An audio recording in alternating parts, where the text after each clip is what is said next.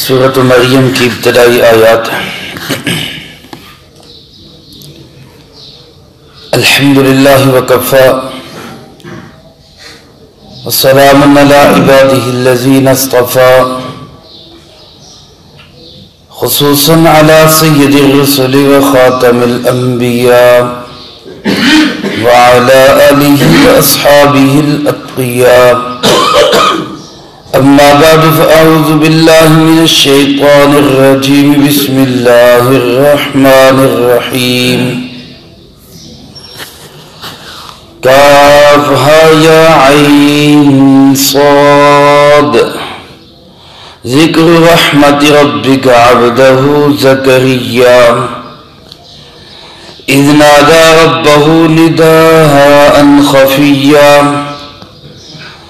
قال رب إني وهن العظم مني واشتعل الرأس شيبا ولم أكن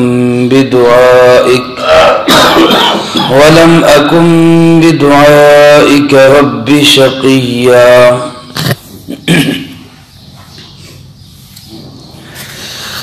کاف ہا یا عین صاد حروف مقطعات ہیں۔ اللہ ہی بہتر جانتے ہیں ان الفاظ سے اپنی مراد کو۔ ذکر رحمت ربک عبدہ زکریا، یہ تذکرہ ہے تیرے پروردگار کی رحمت کا اپنے بندے زکریا علیہ السلام پر۔ اذ نادى ربہ نداء خفیا، جب اس نے پکارا اپنے پروردگار کو خفیہ آواز کے ساتھ۔ قال رب انی وہن العظم منی، اور کہنے لگے اے میرے پروردگار بے شک میری ہڈیاں کمزور ہو گئی۔ واشتعل الرأس شیبا، اور میرا سر سفید بالوں کی وجہ سے پھولنے لگا۔ وَلَمْ أَكُنْ بِدُعَائِكَ رَبِّ شَقِيًّا، اور میں نہیں ہوں تیری پکار کے ساتھ محروم رہنے والا اے میرے پروردگار۔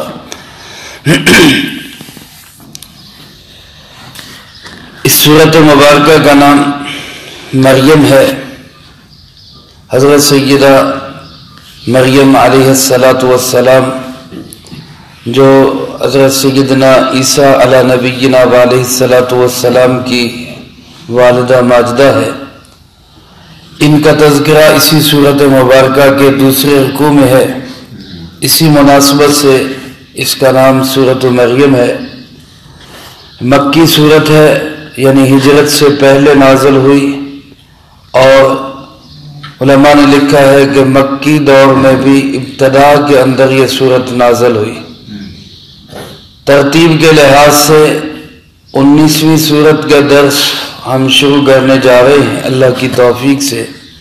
اس سے پہلے الحمدللہ 18 سورتوں کا درس مکمل ہو چکا ہے، اور نازل ہونے کے اعتبار سے اس کا نمبر 44واں ہے۔ اس سے پہلے 43 سورتیں نازل ہوئی، یہ 44ویں نمبر پہ یہ سورت نازل ہوئی۔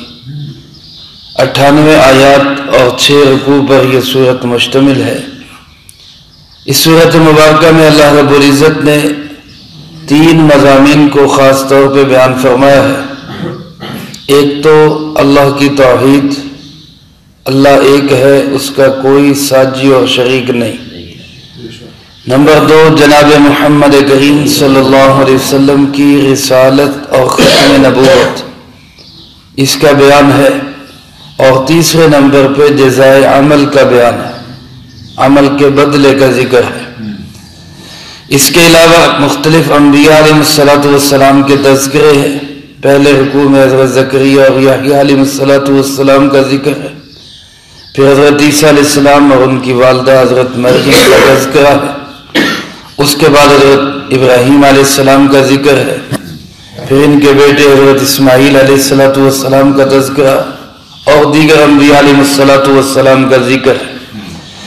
ان انبیاء علیہ السلام کے تذکرے کے بعد اللہ پاک نے مجھے آپ کو قیامت تک آنے والے تمام انسانوں کو یہی پیغام دیا ہے کہ جنہوں نے ان انبیاء علیہ السلام کی بات کو تسلیم کیا، مانا، ان کو کیا بدلہ ملا، اور جنہوں نے ان انبیاء علیہ السلام کی بات کو ٹھکرایا، ان کا مقابلہ کیا، ان کو دنیا آخرت میں کیا سزا ملی۔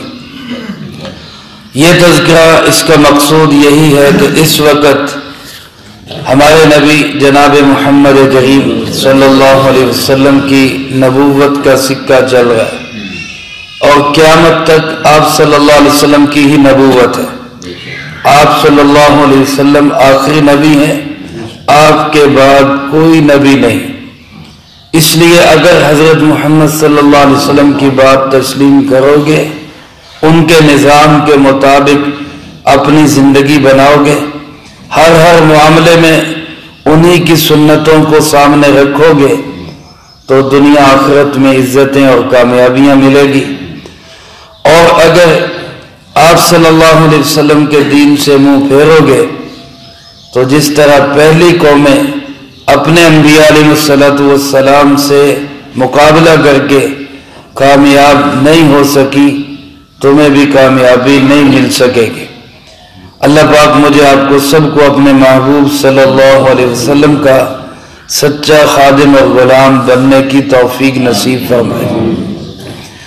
اس سورۃ مبارکہ کا آغاز حروف مقطعات سے ہے، کاف، ہا، یا، عین، صاد۔ حروف مقطعات کہتے ہیں وہ حروف جو الگ الگ کر کے پڑھے جاتے ہیں، ایک ایک حرف کر کے پڑھا جاتا ہے، ان کو کہا جاتا ہے حروف مقطعات۔ ان کا مطلب کیا ہے، مفہوم کیا ہے، مقصد کیا ہے، اس کے متعلق بہت ساری باتیں ہر مفسر کریم رحمہ اللہ نے اپنے اپنے ذوق کے مطابق اس کی وضاحت اور تشریح کی ہے۔ حضرت عبداللہ ابن عباس رضی اللہ تعالیٰ عنہ ارشاد فرماتے ہیں کہ یہ اللہ اور اس کے رسول صلی اللہ علیہ وسلم کے درمیان راز کی بات ہے، اور جب یہ راز کی بات ہے، اللہ کے رسول صلی اللہ علیہ وسلم نے اس کو اوپن نہیں کیا، کھولا نہیں، تو ہمارا بھی حق نہیں کہ ہم اس کو کھولنے کی کوشش کریں، بس اس پہ ایمان رکھیں۔ چنانچہ علماء فرماتے ہیں قرآن کریم کی کچھ آیات متشابہات ہیں، کچھ محکم ہیں۔ محکم کا معنی وہ آیات مبارکہ جو ہمارے لیے قابل عمل ہیں، جن پہ ہم عمل کر سکتے ہیں، ایمان بھی رکھیں گے، عمل بھی کریں گے۔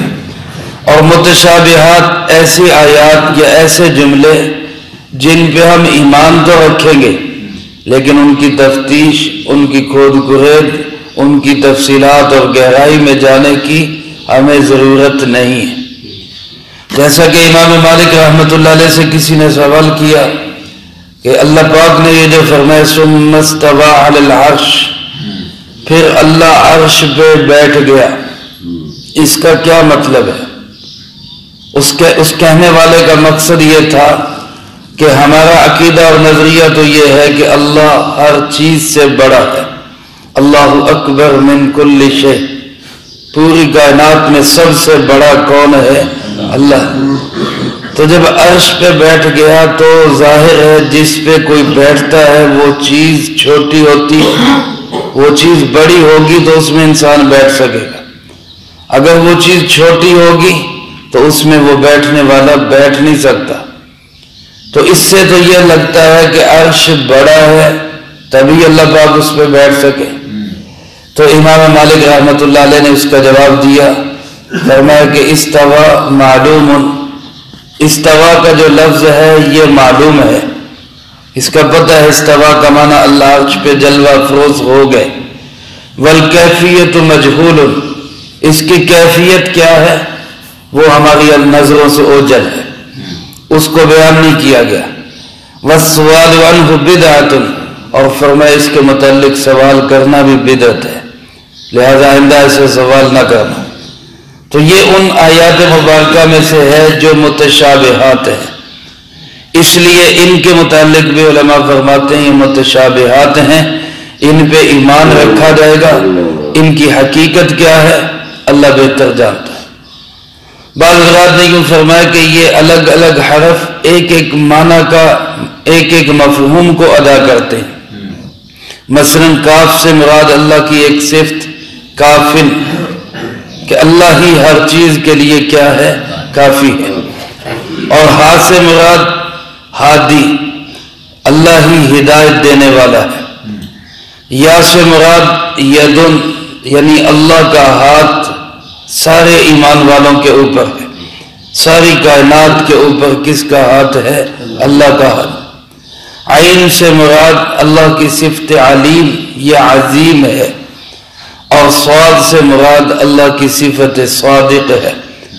یہ ایک ایک حرف اللہ کی الگ الگ صفات کو ظاہر کر رہا ہے۔ بعض نے فرمایا کہ یہ سورت کا نام ہے، جیسے دنیا کے اندر ایک فائل ہوتی ہے، اس فائل کے اوپر اس کا نام کوڈ ورڈ کی شکل میں لکھ دیا جاتا ہے، تو یہ بھی بعض صورتیں ایسی ہیں جن کا عنوان اللہ پاک نے کوڈ ورڈ کی صورت میں مختلف انداز سے الف لام میم را اس قسم کے الفاظ تحریر کر کے یہ ان کا عنوان دے دیا۔ آگے اس کی تفصیلات آ گئی۔ اس میں سب سے بہترین بات وہی جو علامہ جلال الدین سیوطی رحمۃ اللہ علیہ نے لکھی ہے کہ اللہ عالم بمرادہ بذالک، ان حروف سے اللہ رب العزت کی مراد کیا ہے اس کو اللہ ہی بہتر جانتے ہیں۔ یہی زیادہ اسلم بات ہے، سلامتی والی بات ہے۔ ایک وجہ شاید اس کی یہ بھی ہو سکتی ہے کہ صورتوں کے شروع میں لا کر اللہ پاک بندے سے اس کی جہالت کا اعتراف کرانا چاہتے کہ قرآن سے فائدہ اٹھانا ہے تو پہلے یہ اقرار کرو کہ میں کچھ نہیں جانتا، اللہ سب کچھ جانتے ہیں۔ پہلے یہ اقرار اور اعتراف کرو کہ میں جاہل ہوں، پھر قرآن کریم کی آیات کو پڑھو تو یہ تمہارے دل کے پیالے پہ اثر کریں گی، اس کو علم سے بھر دیں گے۔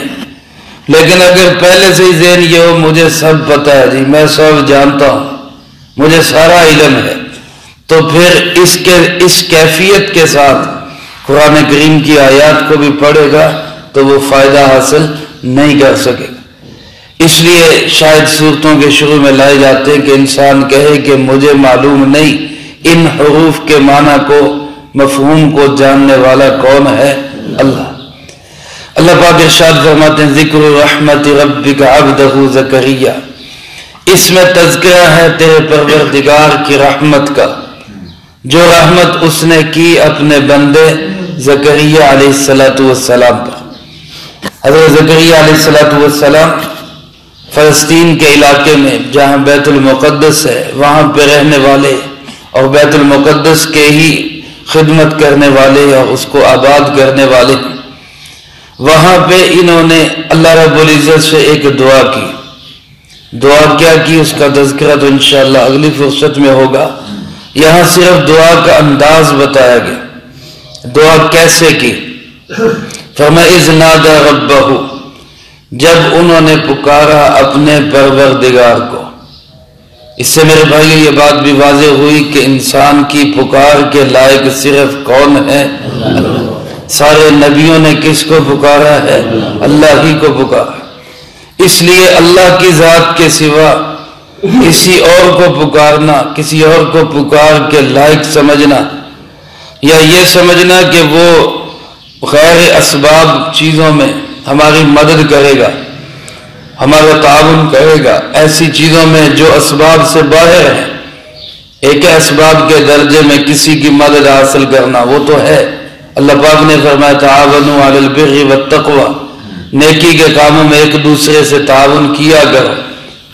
لیکن ایک ہے کہ ایسی چیزیں جو بندے کی قدرت سے باہر ہیں، ان چیزوں کے متعلق کسی کو سمجھتا ہے کہ یہ ہماری مدد کرے گا لہذا اس کو پکارو، تو فرمایا کہ یہ اللہ کے نبیوں کے طریقے کے خلاف ہے۔ اللہ کے نبیوں کا، انبیاء علیہ السلام کا طریقہ کیا کہ انہوں نے ہر مشکل میں صرف کس کو پکارا؟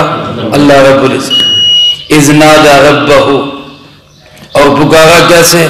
نداء خفیہ، مخفی طریقے سے۔ علماء نے لکھا ہے دعا کا دو طریقے ہیں، ایک اعلانیہ دعا سرن، ایک جہری دعا ہے اور ایک سری دعا۔ جہری دعا اونچی آواز سے دعا کرنا، اگرچہ یہ بھی ثابت ہے، منقول ہے اور کی جاتی ہے، لیکن افضل دعا جو ہے وہ آہستہ دعا ہے۔ چنانچہ امام ابو بکر جساس رحمۃ اللہ علیہ نے اپنی تفسیر کے اندر حضرت سعد بن ابی وقاص رضی اللہ تعالیٰ عنہ سے یہ حدیث روایت کی ہے۔ آپ صلی اللہ علیہ وسلم نے ارشاد فرمایا خیر الذکر الخفی، بہترین ذکر وہ ہے جو مخفی ہو، وخیر الرزق ما یکفی، اور بہترین روزی وہ ہے جو کافی ہو جائے۔ بہترین ذکر، بہترین دعا وہ ہے جو آہستہ ہو، اور بہترین رزق وہ ہے جو ضرورت کے موقع پہ کام آ جائے اور کافی ہو جائے۔ تو آپ صلی اللہ علیہ وسلم کی تعلیمات بھی یہی، انبیاء علیہ السلام کا طریقہ کار بھی یہی کہ دعا کیسے کرتے تھے؟ آہستہ آواز سے۔ یہ دعا جو ہے یہ اللہ کے نزدیک قبولیت کے زیادہ قریب ہے۔ تو خفیہ طور پر چپکے سے علیحدگی میں جا کے رب سے باتیں کرنا، دعائیں کرنا، یہ محمود اور پسندیدہ ہے۔ حضرت زکریا علیہ السلام نے آہستہ آواز سے دعا کی۔ امام اعظم ابو حنیفہ رحمۃ اللہ علیہ کے نزدیک آمین بھی ایک دعا ہے، اسی لیے احناف کے نزدیک نماز میں جب والضالین امام پڑھتا ہے تو آمین آہستہ آواز سے کہنا یہ مستحب ہے۔ اونچی آواز سے کہنا بھی روایات سے ثابت ہے، لیکن احناف کے نزدیک بہتر یہی ہے کہ چونکہ آمین ایک دعا ہے اور دعا کیسے ہونی چاہیے؟ آہستہ آواز سے، لہذا اس کو آہستہ ہی کہنا چاہیے۔ قال رب انی وہن العظم، پھر دعا کا طریقہ کیا ہے؟ اپنی بے بسی کا اظہار کیا۔ حضرت زکریا علیہ السلام نے اپنی بے بسی کا اظہار کیا، اے میرے پروردگار میری ہڈیاں کمزور ہو گئی۔ جب انسان کسی کے در پہ منگتا اور بھکاری بن کے جاتا ہے تو وہاں پھرنے خواہ نہیں بنتا، وہاں اپنی قوت اور طاقت ظاہر نہیں کرتا، بلکہ وہاں اپنی بے بسی، منت، سماجت اور اپنے آپ کا کچھ نہ ہونا بیان کرتا ہے۔ تو اللہ کے سامنے بھی دعا کرنے کا انداز یہی ہونا چاہیے کہ اللہ کی حمد و ثنا، جناب نبی پاک صلی اللہ علیہ وسلم پہ درود پاک کے بعد انسان اپنی بے بسی کا اظہار کرے، یا اللہ میری ہڈیاں کمزور ہو گئی، واشتعل الرأس شیبا، اور اے اللہ میرے سر میں بڑھاپا پھوٹ پڑا، میرے سر میں بڑھاپا پھوٹ پڑا۔ اشتعال جیسے شعلہ پھوٹ پڑتا ہے، مشتعل ہو جاتا ہے، یعنی بال سفید ہو گئے اور وہ ایک شعلے کی صورت میں سر پہ پھوٹ پڑے۔ مقصد کیا ہے کہ میں بوڑھا ہو گیا، میری ہڈیاں کمزور ہو گئی، سر کے بال سفید ہو گئے، لیکن ولم اکم بدعائک رب شقیہ، اے میرے پروردگار مجھے یقین ہے کہ اب بھی میری دعائیں رائے گاہ نہیں جائے گی، اب بھی میری دعائیں رنگ لائیں گی، اب بھی میری دعاؤں کے باوجود میں محروم نہیں رہوں گا۔ شقی کا لفظی معنی بدبخت ہوتا ہے، مقصد کیا ہے کہ ایسا نہیں ہوگا کہ میری دعا قبول نہ ہو، میں اتنا کم نصیب نہیں ہوں۔ اس سے علماء فرماتے ہیں کہ دعا جب بندہ مانگے تو پورے یقین کے ساتھ مانگے۔ حدیث پاک میں بھی آتا ہے، اب صلی اللہ علیہ وسلم نے ارشاد فرمایا کہ بندے کی دعا اس وقت تک قبول ہوتی رہتی ہے جب تک بندہ جلدی نہ کرے، جب تک بندہ جلدی نہ کرے۔ صحابہ نے پوچھا اللہ کے محبوب صلی اللہ علیہ وسلم جلدی نہ کرنے کا کیا مطلب ہے؟ آپ نے فرمایا جب بندہ یہ کہتا ہے کہ اللہ میری تو سنتا ہی نہیں، اللہ میری تو سنتا ہی نہیں، تو پھر اللہ پاک بھی کہتے ہیں ٹھیک ہے پھر تیرا گمان یہی ہے تو میں نہیں سنتا۔ میں یہ مفہوم عرض کر رہا ہوں۔ اس لیے جب بندہ دعا مانگے تو پورے یقین کے ساتھ کہ میرا اللہ میری دعا ضرور قبول کرے گا۔ اور بعض لوگ کہہ رہے تھے جی اسی تو گناہگار ہیں جی شادی دعا مدد کتے، یہ بات نہیں، اللہ ہر ایک کی سنتا ہے۔ بلکہ عام طور پہ دیکھا گیا ہے جیسے ماں باپ ان کی توجہ اس بچے کی طرف زیادہ ہو جاتی ہے جو تھوڑا نافرمان ہوتا ہے، جو کچھ ماں باپ کا خیال کرنے سے کتراتا ہے، ماں باپ کی توجہ ان کی طرف زیادہ ہو جاتی ہے کہ یہ بھی ہماری طرف مائل ہو جائے، یہ بھی ہماری محبت میں رنگ جائے۔ تو جب بندہ تھوڑا بہت گناہگار بھی ہوتا ہے تو اللہ اس کی طرف تو زیادہ متوجہ ہوتے ہیں۔ اس لیے یہ کہہ کے کہ میں تو گناہگار ہوں، میری تو اللہ نے کہاں سننی، ٹھیک ہے، نیک لوگوں کے ساتھ اللہ کی رحمتیں ہوتی ہے، ان سے دعائیں کروانی چاہیے، اللہ کے ہاں ان کا مقام و مرتبہ زیادہ ہوتا ہے، لیکن یہ سمجھنا کہ ہماری تو سنتا ہی نہیں، یہ جو ہے دعا کی عدم قبولیت کا ذریعہ بن جاتا ہے۔